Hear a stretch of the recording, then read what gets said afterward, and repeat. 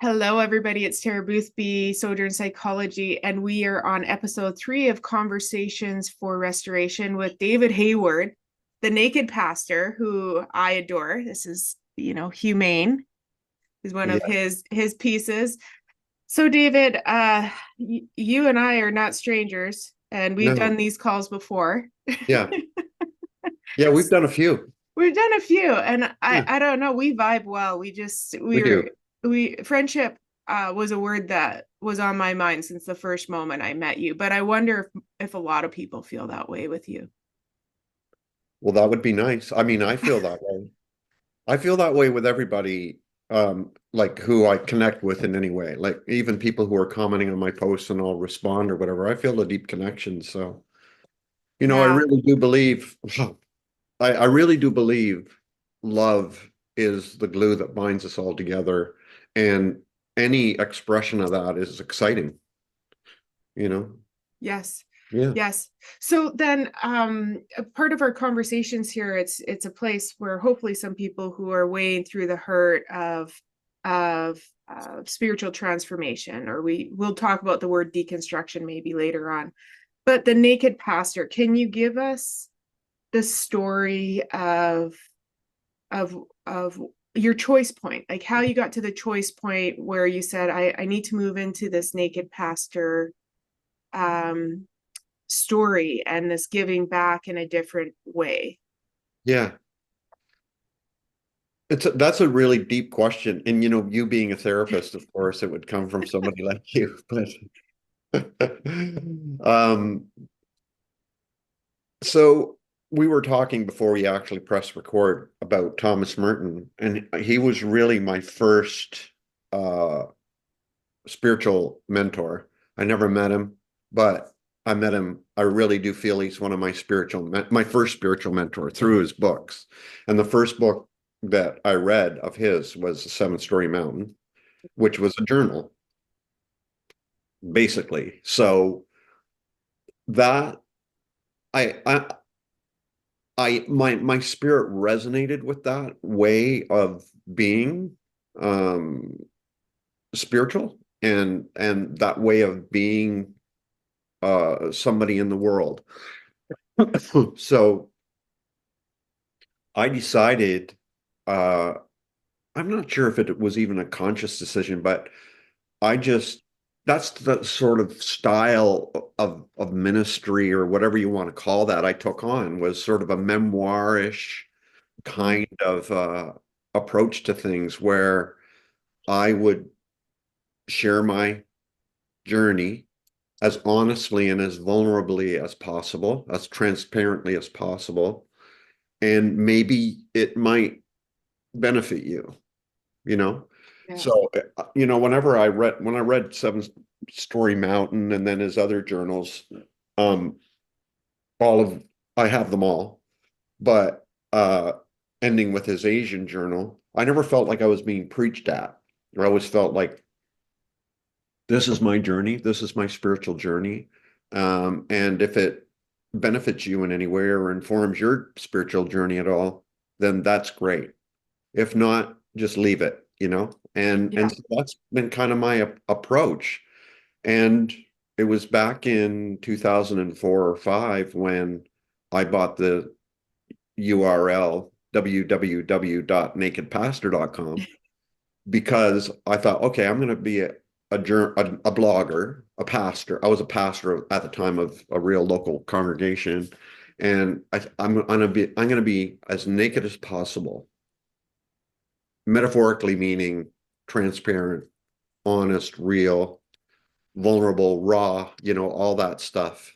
And so that's been my approach. One of our mutual friends, Brad Jerzak, actually, I said I wanted to write a book on, excuse me, I wanted to write a book on, I have several books out now, but I wanted to write another book on like the spirituality of deconstruction and Yeah.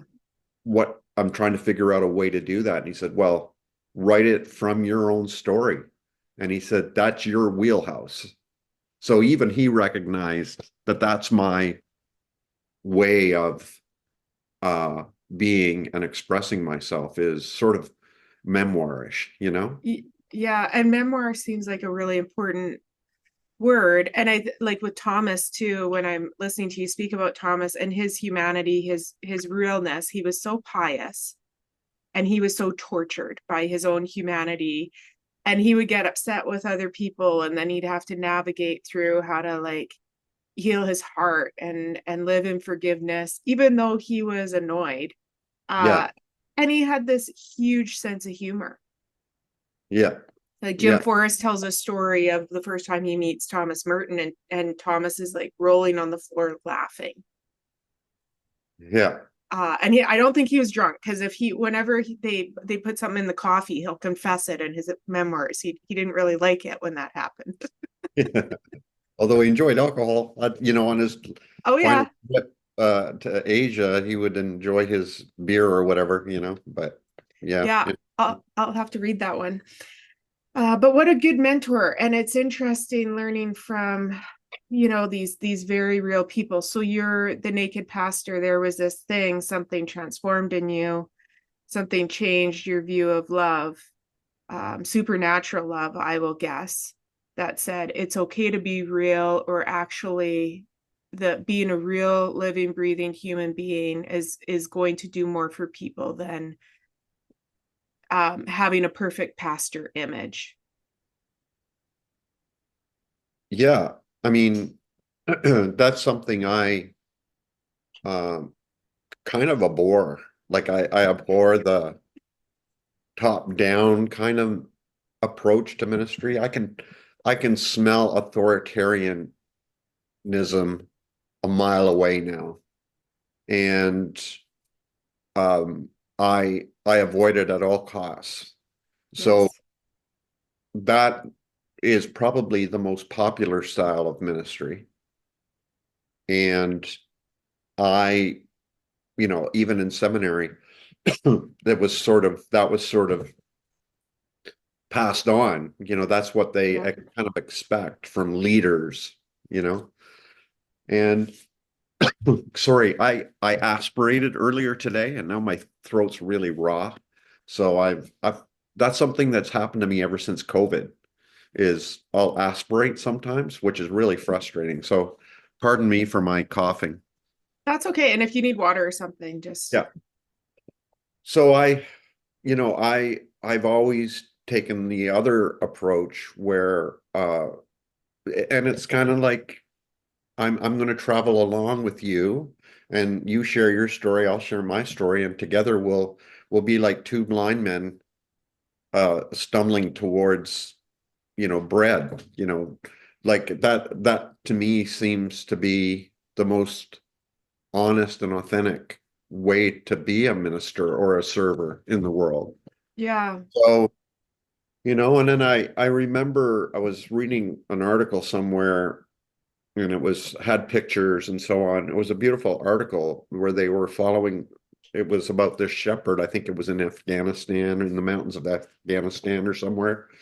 And this shepherd, and he was kind of this real handsome dude, but he was dressed in his rough shepherd clothing, and um, just him with his flock.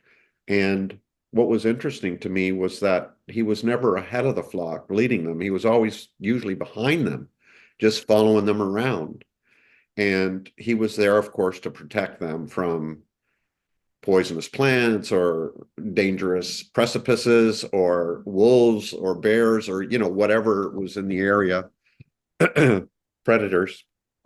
But he just was kind of like wandering around with them, Yeah. and that that to me was like, okay, because pastor is from the word shepherd. Mhm. And so it was like, yeah, that makes sense. That's the way I want to pastor. And so that's the way I do it now. I never want to come across as somebody who knows better than you or has some kind of authority over you or anything. Like we're just traveling together, and uh that to me seems to be the most real and the most loving. And when we look at the gospel accounts of the ministry of the man they called Jesus, uh he seemed to have that vibe as well, where Yeah. he was just wandering around and people wandered around with him, you know? Wandering around peacefully. Yeah. Yeah. Yeah. Yeah. And, so there's a couple things here because I want to ask you a question I've been rolling around with about Jesus, wrestling with. But Yeah. first, I appreciate the word memoir as noticing your work. I'd never thought about that before, but your cartoons really do feel like memoirs, and your Sexy Sundays where you draw a cartoon that challenges Puritan culture. And I'll Yeah. tell you, um, sometimes I have a real hard time with these cartoons because they're so impacting, and I'm like, I I believe this conversation exists between people who have been raised to believe that they need to Yeah. be pure, and they're so sexually abused by Puritan culture. Yeah. I know. I mean, I have some people saying, you're lying. No, nobody says that. I'm like, I've said that. What do you mean I'm lying? And then read the comments, read the 100 comments of people who are saying, oh my God, this is me. Or, get out of my head or whatever, you know? So Yeah, it's real. It's real. And I mean, I'm having a harder and harder time posting those on Sunday because I'm starting to get banned more. The world seems to be getting more and more prudish. well, Why there's getting more and more violent and hateful. So yeah, it's a weird combination. So I do plan on publishing a book though of my Sexy Sunday cartoons and see what happens. But that's awesome. yeah, um uh and I agree, it's really polarized out there, and I keep expecting that we're gonna have more even ground. Like, as Canadians, I think that we have still have more tolerance than people, the North Americans on the middle bunk, because I think we're on a bunk bed here. there's yeah, there's a, there's three countries here, but even we are so polarized. But I get shocked when I see the beauty of nonviolent protest, and I yeah, try to share it with some of my American friends, and I'm like, you guys, like, we're so divided. How did we get this divided about peace and love and Jesus caring for the poor and the afflicted, the marginalized, right. which you Yeah, do. You do so well. And not just Sexy Sunday, but LGBTQ plus, marginalized people, women, yeah, like, I was just really pissed off at a Christian man this past week because I was like, don't you realize, like, all of that women have gone through in the church? And like, you just stepped on me, unconscious to the history of how many times I've been stepped on. yeah, And I'm like an easier stone to step on. What about the little women that, and sorry to say little women, but the women who really aren't being aware of, like, being stepped on? yeah. Um, but you do that so well. You see the Was marginalized. that was that locally or online that Oh, happened? both, two. There's one online where somebody told me to take the plank out of my own eye because I like Marianne Buddy's message. So I thought of you, actually, because you do a very good balance of when do you lean in and do nonviolent protest to care for people, and when do you just delete. I remember you talking about that, hearing you say something. I didn't have time to get into it with a stranger, so I just deleted it. I was like, I'm not gonna, I don't have time. I have other important things to give life to breathe life into, and you're a stranger. And then Yeah, somebody local where I was just like, that's not cool. yeah, yeah.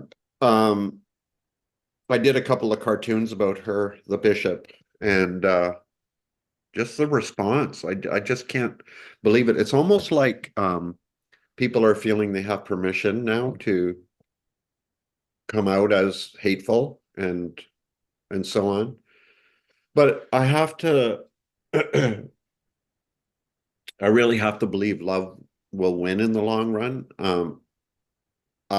It's happened in the past and I'm Mhm. hoping it'll happen again in the future. I saw this video of the other day. It was so disturbing, of this fairly young woman who was gloating gleefully over children being separated from their parents and being deported, and she was just delighting in it and laughing, oh, poor baby crying, you know, and all this stuff. It was so cruel. I couldn't believe it. And she's saying, actually, I consider you subhuman. So, and that was really depressing to see that the world has come to this. Yeah. But obviously that's come out of her own heart. It's always been there, but now she feels she has the right and the permission to speak like that openly. So the next day, you know, I was really troubled by that. But the next day I come to find out that the company she works for fired her, and anybody else that another company she worked for made it clear that she's no longer connected to that company. Yeah. And so that was good. That was good. It was good to see that there are people out there and businesses out there that want to do the right thing, you know, and are willing to take a hit for doing the right thing, like Ben and Jerry's ice cream, for example. My favorite ice cream. But you know, for them willing to take a hit to stand for, you know, love and justice and truth and fairness and equality, you know, that to me is what gives me some hope that we're going to make it through this, you know? Yeah. And Ben and Jerry's really should come out with a Bishop Marianne Buddy flavor, because I'll buy it. Me too. I wonder what it would be. Yeah. I know. I feel like there's some amaretto in there. Yeah. Bishop butterscotch or something. Ooh, they're butterscotch too.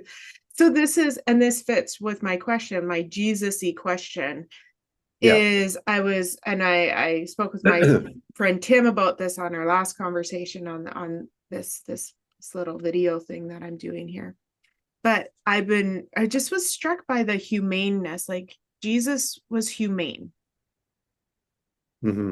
And it feels so true and beautiful, especially in the face of, you know, this message. And I think with Marianne, what I appreciated about her was I couldn't have done as well as she did.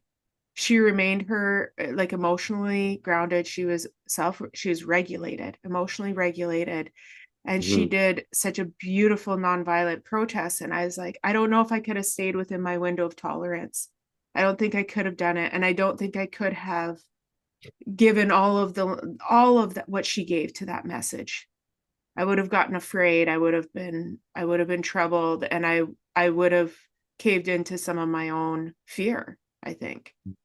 But that humaneness, what do you think about that, David? The humaneness of the God that you know. And Jesus, I think, because I'm asking more about Jesus, the man in history, however we might view, is very humane, peace motivated person. So I think about this a lot. The thing that provoked my deconstruction, the very beginning, happened way back when I was graduating from seminary. I was 25 years old, maybe. And I read a book on the historical Jesus. It had to do with the historical Jesus. I better mention the book, because whenever I mention this book and mention a book and don't mention the title, people get in, what was the name of the book? What was the name of the book? So it was by James Breach, and it was called The Silence of Jesus. I still have it. It was one of those books that totally was like a bomb went off in the middle of my life. And what that did was, up to this point, I was a complete Bible freak. And I still have my Bibles from when I was a teenager, all underlined in different colors and writing in the margins. And then I went to seminary and I took Greek and Hebrew and Aramaic and, you know, all the stuff. But before graduation, I read this book, and it totally undermined my belief in the inspiration and infallibility and inerrancy of Scripture. because he was critiquing the life of Jesus and questioning the historicity of some things and the things he said and so on. And it totally blew me away, totally upset me. It was traumatizing because now I suddenly wasn't sure about the inspiration of scripture. So, but his point was trying to get to the nucleus of what this man we call Jesus that is written about in the Gospels was like. And yeah, I think this man was very humane. You know, he might have had some cultural things going on too, like attitudes about women and foreigners and, you know, this kind of thing. But I think at the core, he was humane and peaceful and inclusive, loving, you know, and I that's what I stick with, you know. Then the church grabbed a hold of the narrative and religiousified him, you know, churchified him, and so I want to get to that, the root, you know, the core, what I call the nucleus of this Jesus person, and the humanity of that person, somebody who went against the status quo and the cultural norm and the social expectations and everything, and ate with sinners, you know, sex workers, tax collectors, the poor, lepers, you know, women, and that's the kind of spirituality I'm interested in. Yeah. And it, Like, go ahead. if your religion makes you an inhumane person, something's really, really wrong. And I believe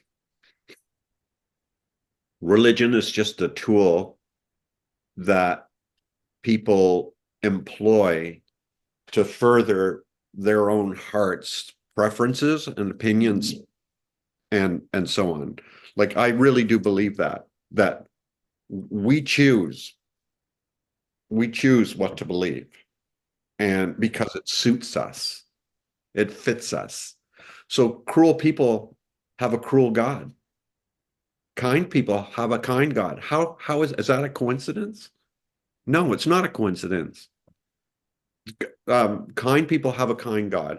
Cruel people have a cruel God, because that's what they've chosen. And so, you know, woke people will have a woke Jesus. Mega people will have a mega Jesus. And so it all comes down to it's right here in our hearts where the problem is, where the issue is.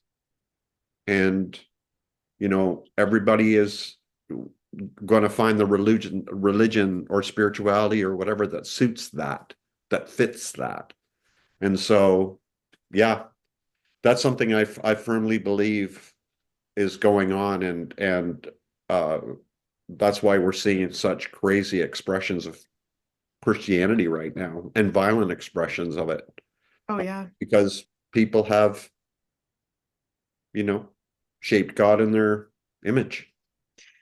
And we do, you know, like there's a couple of things. So one thing that I will write is you know, control is an idol, and either we worship control or we believe we have control and we worship ourselves. And to me, that's some of the action and the embodiment and the expression of what you're talking about. Like our image of the God that we know is influenced by our inner world, and that's where deconstruction and reconstruction is really important. That's psychology. Right. And so if I have a violent hurt, and I can look back on my story, and when I didn't know what violence was, you know, somebody is cruel to me and I was like, I can meet you in this, I'll double down. The problem with that is I always fought with people who liked fighting, and it was like, the people who don't want to fight don't do that. And then you're in this whole problem with somebody who's better at having an argument than you. Um, but Yeah. but that, you know, sometimes I've heard Baxter Kruger talk about like Jesus in our DNA, that humanity, the humaneness in our DNA. And if we really linger in, like I think Thomas Merton got in there with himself and he's like, I can see my pure of heartness, but I Hmm. can also see my angst of being a person and loving parts of my life and not loving other parts of my life. Right. Yeah. Yeah.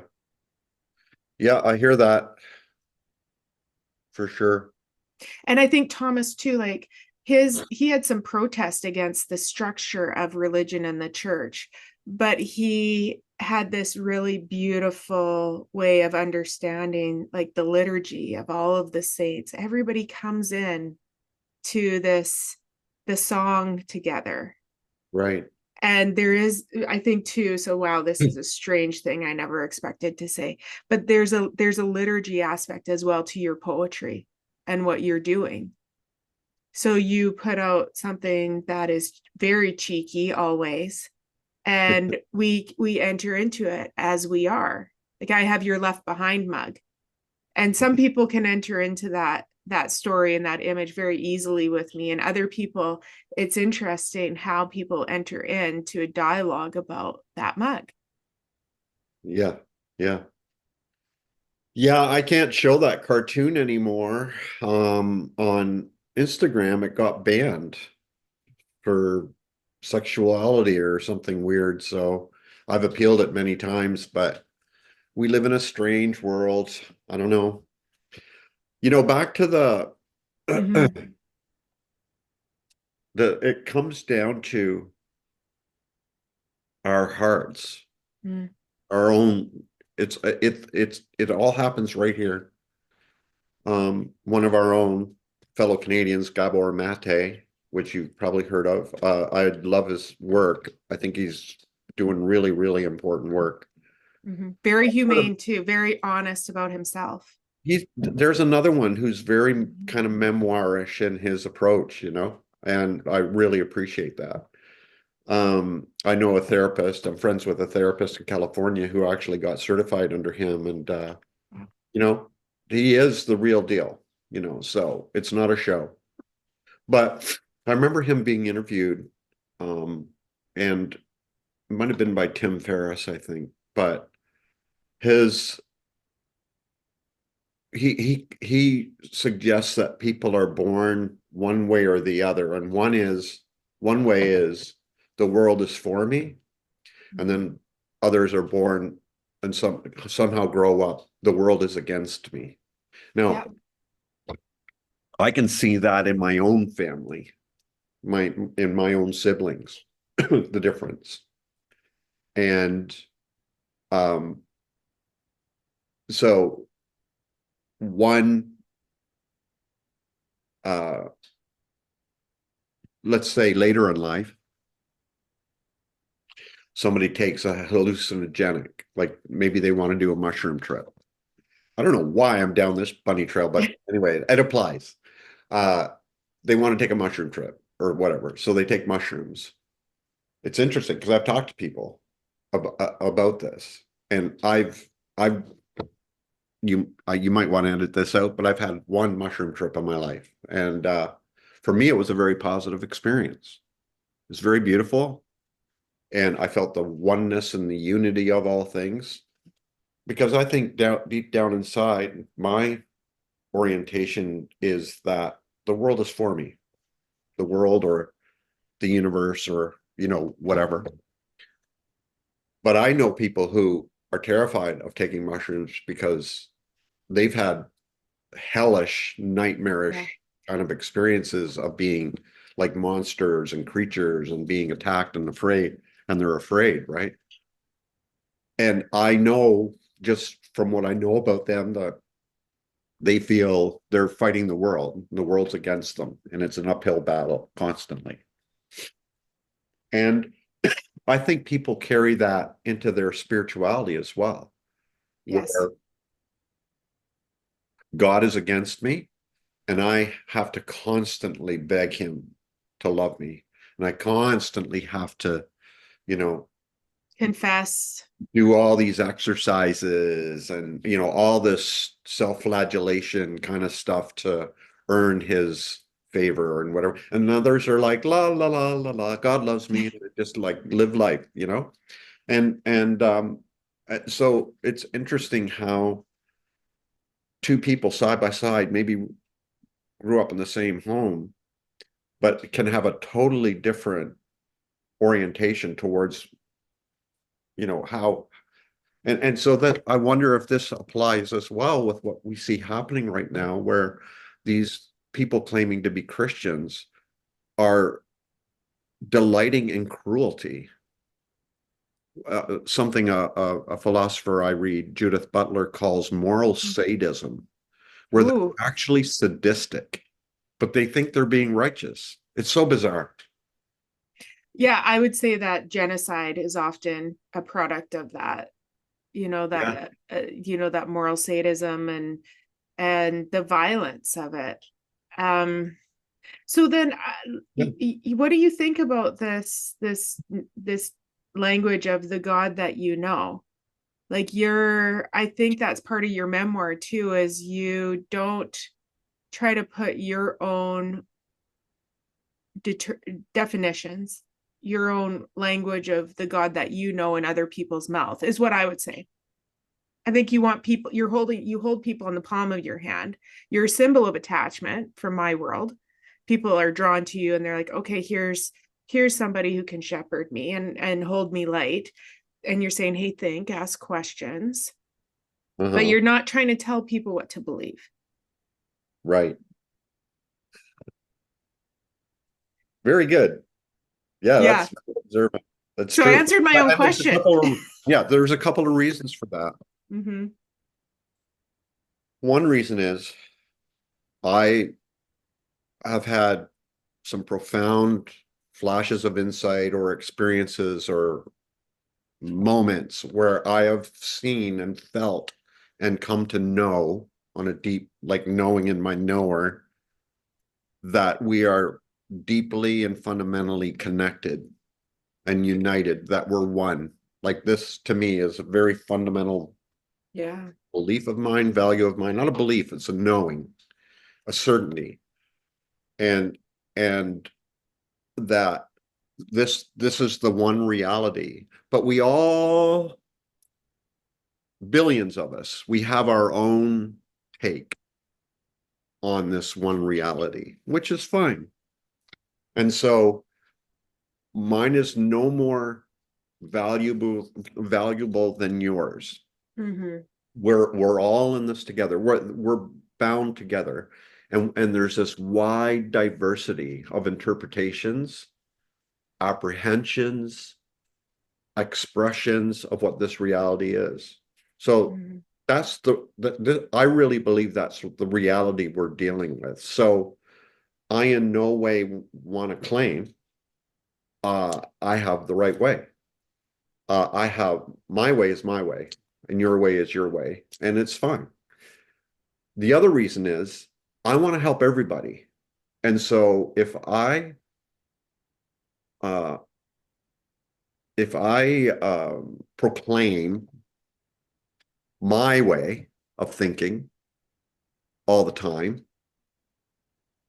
I don't want people to get the impression that this is how we can Mm-hmm. walk. This is the only way we can walk together is if you agree with me on every point. So I don't feel any urgency or need to share what my belief system is because basically I really don't have one except that we're all united and that we're all one. And Yeah. so, it's like I had I don't want to call it a vision, but it was like a picture happened in my mind where I saw this oneness and that all of us are standing around experiencing this same oneness, but we all have our own experience of it. Mm-hmm. To me, that's beautiful. And so I value that's what I value most.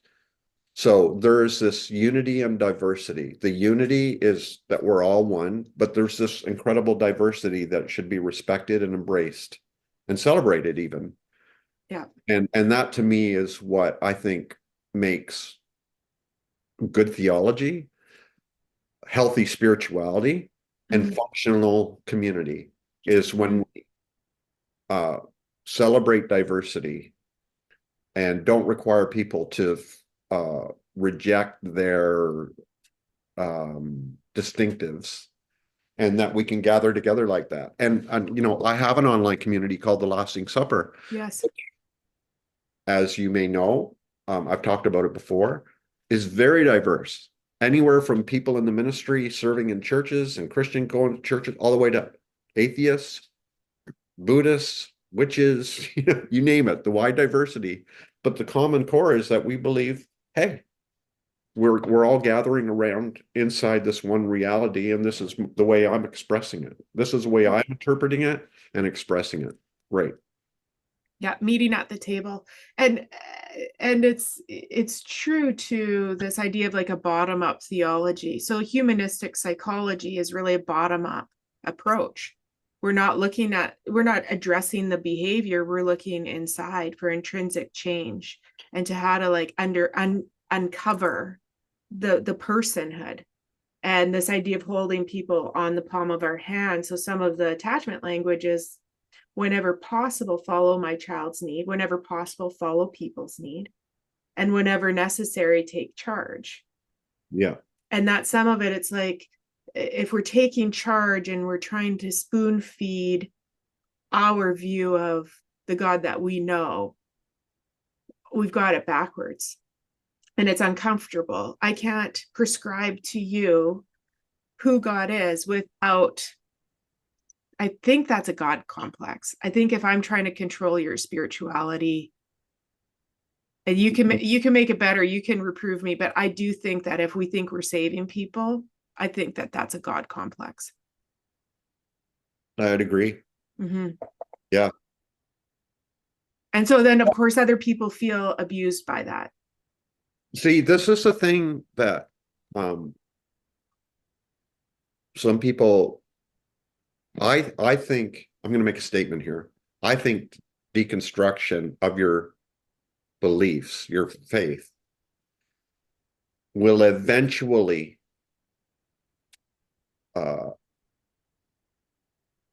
spread to a deconstruction of your politics and social understanding and all this kind of thing. Because at the core, I believe at the core of deconstruction is independence and thinking for yourself. I think that's the core of deconstruction. So it's like, wait a minute, I'm not sure I believe that. Or wait a minute, I think I'm being abused. Yeah. I don't want to submit to this anymore. So that, I think that's the core, is this independent thing. And so we're living in a time when more and more government or politicians want to control what people think. And, you know, by banning books and don't say gay and, you know, restricting funding to schools and defunding colleges that practice or teach critical race theory or, you know, whatever. It's because they want to control what people think, just like Handmaid's Tale.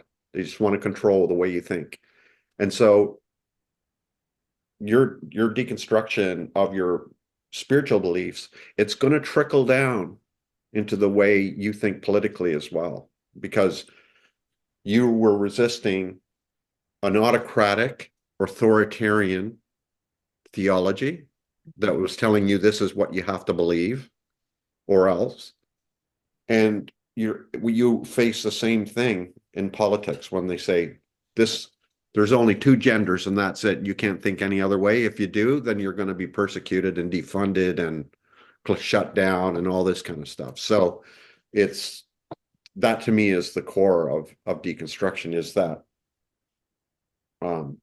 independent thinking, and that's freedom. Yeah. Yeah. Yeah, and it's good psychology. Like we all deconstruct, because our views on spirituality, like when you read that book about the identity of Jesus as a historical figure, and it's okay to be challenged and rattled, and it's good for us to be challenged and rattled inside. It's good for our psychological development, because our view of self and our view of other people is tied up in our view of God. Mm-hmm. And you challenge any one of those categories. If I start loving myself more, if I start loving other people more, if I start wondering about God, like I say, God is that we are loved by God, that Uh-huh. God is love, God sees us as lovable, and God is loving of us, and that I am loved, then I am lovable and I am loving. That was transformative for me. Yeah. I'm not a loser who's just needs to like hang on to the back of the train, the God train, because I'm loved. I'm also lovable and I'm loving. That gives me a quality seat on the ride of life, to be like, wow, I trust my own value. Yeah. First class. First class, baby, with Yeah. David. First class all the way. First class. Or just being able to freely move amongst all the different cars on this train, and to have beautiful conversations and love people. So, see, this is I really do believe um, love is love. Like, and I say Mm-hmm. this all the time, that love is indiscriminate. Um, Even Jesus is quoted as saying something like, the rain falls on the unjust and the just alike. The sun shines on the unjust and just alike. They weren't aware of gravity back then, but gravity pulls the just and the unjust alike. Um, and I really believe that love, that is love, that kind of indiscriminate, non-sentimental energy that Mm-hmm. just it's for everyone. It attracts and pulls and shines and falls on everyone. It's kind of like the parable of the sower, where Jesus says, "Notice the sower," and he's casting seed, and it just goes everywhere. He doesn't go and plant tiny little seed there. Oh, I like that little plot of earth. I'm going to plant it there and plant it here and plant it there. It just indiscriminately sows it everywhere, and it falls on rocks. It falls on the pathway. It falls on barren soil where crows can get it. It falls on the fertile earth. I think that's what love is. It's indiscriminate, just like that. It goes everywhere. Everybody is included. No one's excluded. And to think otherwise, then it's not love. So I'm Yeah. not talking about sentimental, romantic Hollywood love. I'm talking about that indiscriminate energy that Yes. includes everyone and excludes no one. And, that's why I am constantly fighting on that, what I think is the front line of the battle, is where we must exclude LGBTQ people. We must limit the role of women. We must ban trans and blah blah blah blah. All this stuff. Sorry, that's a fatal misunderstanding of what love is. And of all institutions on the earth that talks about love the most, you understand it the least. Yeah. So that's why I'm fighting where I'm fighting. Yeah. And it's and to be mindful of nonviolent protests, to take up um action in a peaceful way, is the harder choice, but it's the better choice. And I saw this Anne Frank quote a few days ago, and I just love it. I've heard it in different ways, but her quote is, "I believe the sun even when it's raining." And this, like, there's this love Yeah. energy, and love is always loving, or it is not love. Correction can happen within love. I'm a you have children and I have children, and it's like children make me realize that I don't think people can do nonviolent protest perfectly, because nothing gets my blood boiling more than my 8-year-old daughter right now. Like, it's hard to like keep my footing. I don't know how to channel Bishop Marion Buddy when my kids are tantruming, and I know way better about love science.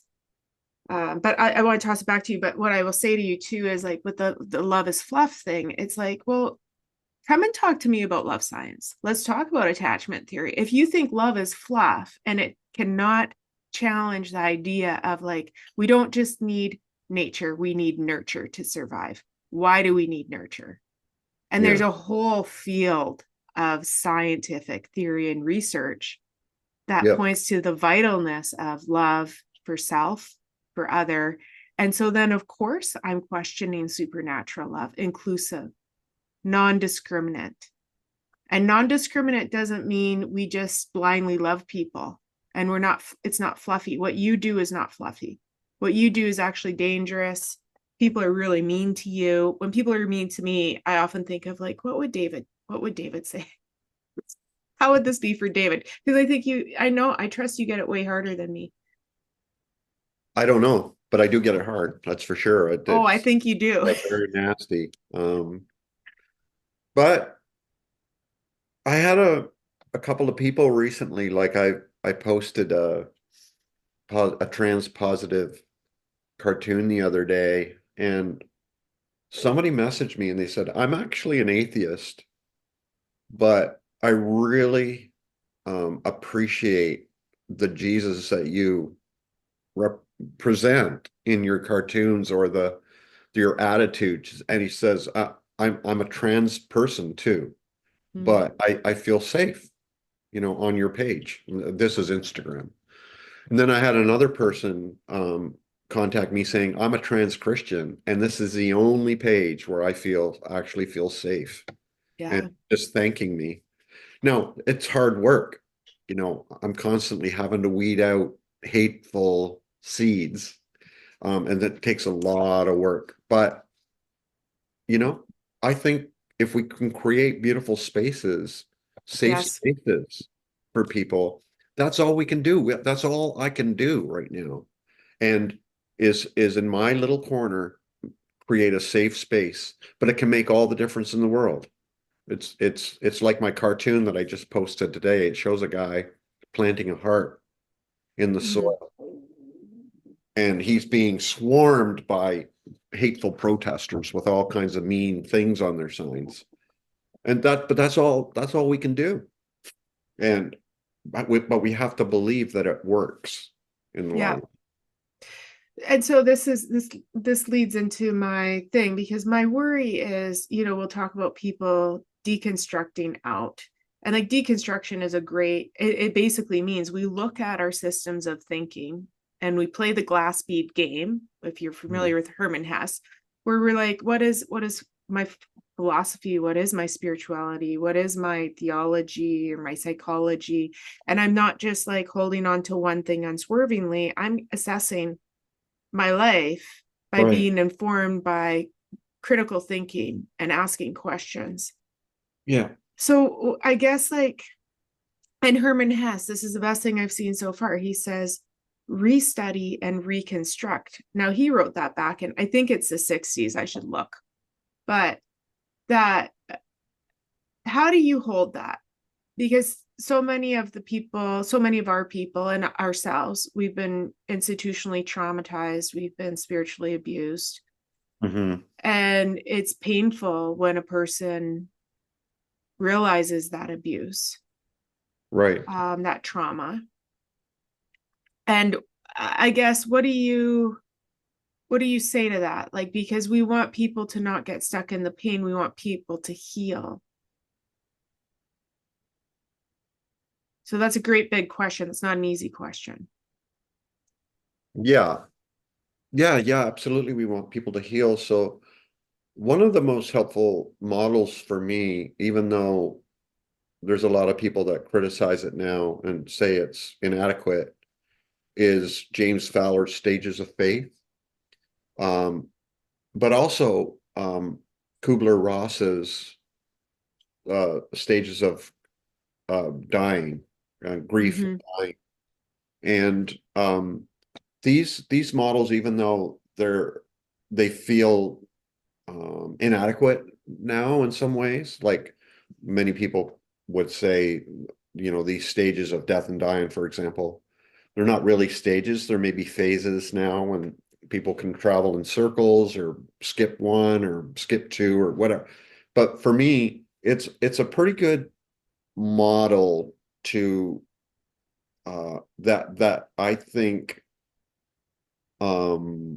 affirms what people are experiencing when they've been traumatized or abused or hurt or harmed or whatever. So you start with denial and then bargaining and then anger and then depression and then acceptance. Like if and so one of the big things that I notice is, people deny and then reality hits. Bargaining, that's common too. But when we get to anger, that's where many of us get stuck because we're not allowed to be angry. That's one thing you're not allowed to be, you know, and anger is scary. It's powerful. It feels inappropriate and misplaced and misdirected and very uncomfortable to be around. But I think if people are allowed and given that space to really process their anger, then maybe they can move on to the depression part. And then if they're in the depression part, maybe they will get to that point where there's acceptance, Mm-hmm. So that model for me I find helpful. And so when we're with our kids and maybe they've experienced a breakup or something, we just walk with them through those stages or phases, whatever you want to call them, and validate them. Yeah. Um, it's like I actually have a print called Feel the Feels, Mm-hmm. uh, to heal. Feel the feels to heal. And we've always told our kids that the best way to process anger is to feel it Yes. rather than deny it or suppress it or dismiss it or ignore it. It's gonna come out in inappropriate ways unless you deal with it. So yeah, I think I love that. I too hold respect for the stages of grief, and I still see merit in it, and we don't have to hold things statically or tell people this is what's happening for you, but say here's some ideas. And I appreciate what you're saying about anger. You know what, when you're talking about the depression piece, the leaning into that from Terence Gorski's Stages of Change, this, I love this term. He talks about the demoralization crisis. And that's so much of that. That's such a painful place to get into, not only what was done to me, but what I participated in. yeah, So not only did somebody tell me that, stay sweet, Christian women don't get mad, but I believed it. And I told other women the same thing, yeah, and that's the painful thing about participating in institutional trauma. It's not a true participation. It's not a true freedom participation, but um we behave in the ways of the definition of who we believe we are. yeah. I talk with a lot of people who deal with that shame or humiliation or embarrassment for and many people feel complicit in their own abuse. I mean, I can look back on how I participated in and was complicit in extremely abusive behavior towards me. And when you're in a system that's abusive, as all systems can become, um, I just feel the gravitational pull of all systems is towards the dehumanization of its members. It takes constant effort to fight against that gravitational pull. But yeah, I feel that recognizing that, and for many people, it was our way of surviving. It was our way of coping. Like for me, the church was my family. Yes. And the only way I could stay and um in the church and belong and not be rejected and demoted was to participate fully. Yeah. It's kind of like you know, I've talked with some women who were sexually abused and so on, who feel embarrassment or shame or anger that they stayed as long as they did. But when you comb through their stories, you realize they finally got out when they could, when they finally found an escape hatch. And them sort of feeling like they were complicit in their abuse and that they never said no, or, it was because they were frightened for their lives. They were scared for their lives. And so these were coping mechanisms. Many people who were spiritually abused or sexually abused, like they survived. And part of the way they survived was by not making the other person more angry. You know what I mean? Yeah. So, yeah, it's very complicated, but I do everything I can to help put power back into the hands of the people who have been abused and traumatized and harmed, and helping them to take control of their own narrative. You know what I mean? Yeah. And going back and loving ourselves. Yeah. And I just feel this is such my message for people in this space right now is a marker of secure attachment or earned security is to be able to look back on the past and see things as good and bad. And even when you talk about the church, the family, like there's a lot of good and there's a lot of hope for love, even though there's some really wrong things, because it is a system. And systems are machines, healthcare, Yep. government, Yep. churches are a system just as much as a bank. So Yep. there's a corruptness, and that's sad, and that could make somebody really angry that I said that. But it's just like where like Thomas Merton, the liturgy, Mm-hmm. the connectivity and the importance of life is like you were saying, the energy, this love Mm-hmm. energy. Family's a system. Yeah. And family is is corrupt until we slow down and we look at, okay, how do I view parenting? Do I Yeah, believe that? Yeah, I would say it's corruptible. it's corruptible. That's better. Yeah, Or corrupt. it has potential to be corrupt until we start believing differently. Like when I believe that all correction can happen within love, I'm much more accountable to my views of violence in parenting. And I think if I'm feeling dysregulated and my mom voice shows up, Yeah, then I view that as violent protest. yeah, yeah. I'm not feeling anchored in my body. I'm not channeling Bishop Marianne Buddy in my parenting. I lost my compass. Yeah. There's a way to have our compass as often as possible in the family, but it's hard to do. Mm-hmm. Yeah, I think the Lisa and I learned pretty early in our parenting, and we were pastoring at the same time and kind of experimenting with how to be really good pastors and parents. And the thing we learned was, and we learning about systemic evil and all that as well,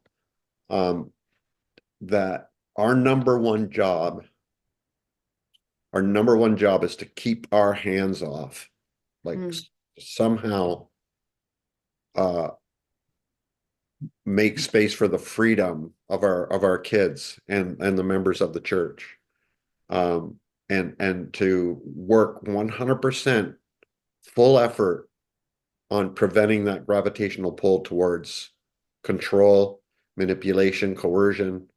Um, Yes, and I think that's what has made our family as beautiful as it is. And it's what, the church that I pastored, or my online community, the Lasting Supper, it's because I'm keeping my hands off and I'm not trying to direct people, yeah, and allowing them to discover and express and manifest their own freedom. So, and this is the question I think that everybody should struggle with in families and communities and relationships is, how can I be free without violating your freedom? mhm. How can you be free without violating my freedom? And if we can wrestle with that dynamic, I think we're on to something I healthy. agree. Yeah. And yet it's not about being a blank slate. Like if I am honoring your freedom and I am asking you to honor my freedom, that's where the idea of memoir, being alive in the life that we're given, and being a living, breathing person who is flawed and fabulous, who is struggling and not perfect, and who doesn't have all the answers, but does contribute to the conversation. Like Yeah. you contribute. Flawed and fabulous. I like that. Yeah, that's you can make a comic and I'll buy the shirt. Flawed and fabulous. Yeah. So, okay. So while we wind things down, what do you think here, David? I mean, it's a very rich conversation. We've hit quite a few, uh, you know, stories of the 7-story mountain. Yeah. Yeah. Sure. um, and I'll put David's information down below for your IG and your website, and then your community Uh-huh. as well. But Yeah. if you were going to say, hey, this is my wish for people in this stormy, polarized landscape, or this is what I'm holding on to this year in this stormy, polarized landscape, and the pain of people abusing each other, I guess, what are you holding on to?